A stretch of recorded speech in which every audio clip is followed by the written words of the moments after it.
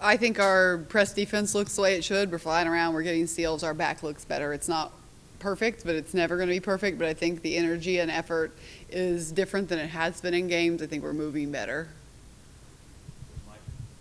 You referenced after the game that Naya's shots going in is good for the team as a whole. How do you hope that the way that she shot the ball will trickle across the roster as you head into these games? Yeah, I think it helps our offense. People have to guard her now. Her shooting percentage wasn't very good going into the game, and so now it's higher, and people know that she's a threat. And we have a few more people that are not shooting great from three on paper, but they are in practice, and they have that as a weapon. So the more people that we can get over that hump, the better our offense will look.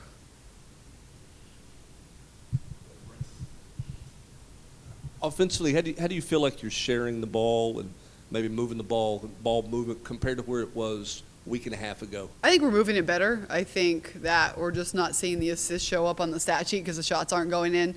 It's looking a little bit better, and then you still have times where young people are young people and they see such a scoring margin and they start to take bad shots down the stretch. But I think our last two games, our offense has started the way we wanted it to.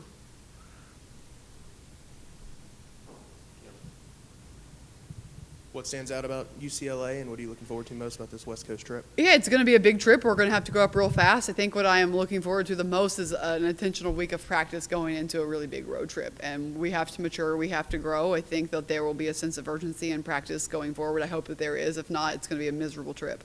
But I'm excited about that. I'm excited to really see where we're at. I think UCLA has a legitimate chance to win a national championship.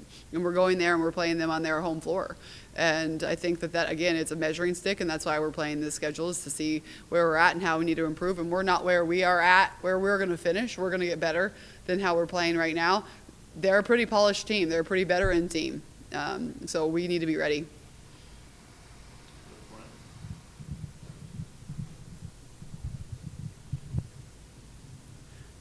How is this team at this point, with being new and young, in terms of understanding a game plan, going through a scout, all of that part of it, that is another learning curve for young players? How do you think they are at this point in the season? I think they're doing a really good job with their scouts. They're picking up quickly. They're taking notes during scouts. They're pretty focused. They ask the right questions. I think we could do a better job of having them watch their own film, study their opponents on their own, other than the film we provide, of just making sure, hey, we ask you a question about this team. You're watching basketball. It's on TV. We're watching it. We know about our opponent.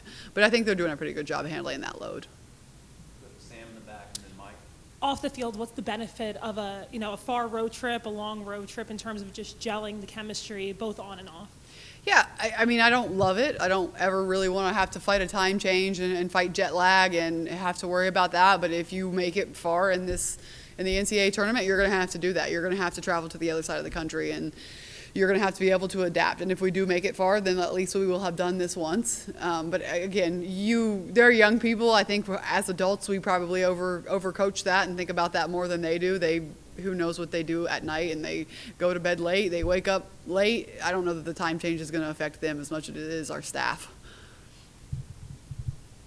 Getting Alyssa back on the court, how good was that to see, and what did you like about what she did, and what's kind of the next couple steps for her? No, it's great. She's such a big part of our team and a great person, and to be able to have her back, get a game under her belt going into the West Coast stretch that we're about to have, we're going to need her. We're going to need her in a big way, and I hope that we can get that out of her.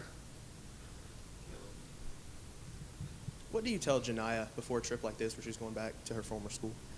I don't tell Janiyah anything. We just talked about UCLA as a small group of players and me right before coming down here, and we talk about what's important. We talk about what they see, what we need to focus on this week, and a lot of it is working on us, making sure that we mature as a group, making sure that we take steps, just doing the little things in practice, like listening, running from drill to drill, just making sure that we are poised and under control, because we are young and they are not, and we're on the road, and it's going to be a tough environment where we can't break.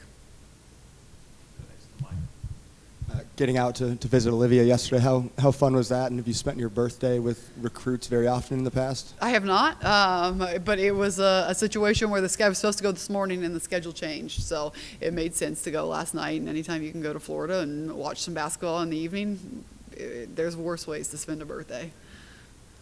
Thank you. How do you think your bigs will handle Lauren Betts, and what do you hope that they get out of this test? Yeah, our bigs haven't seen a lot of bigs. Our team hasn't seen a lot of bigs. And so we'll find out in the first 3 minutes of that game of what our bigs need to improve upon. We're going to start preparing for that now, just because, again, it's something we haven't seen, but it is something we're going to see all SEC play. Do you enjoy playing tougher opponents in the beginning of the season, and why? I think our players do. I think it's important to mix your schedule and have opponents that make you be focused. I like the practice that lead up to a big game. I like the sense of urgency you get out of your players. I like that they know that they have to be sharp in order to have the results that they want. I appreciate that part. The game, no, but the lead up, yes.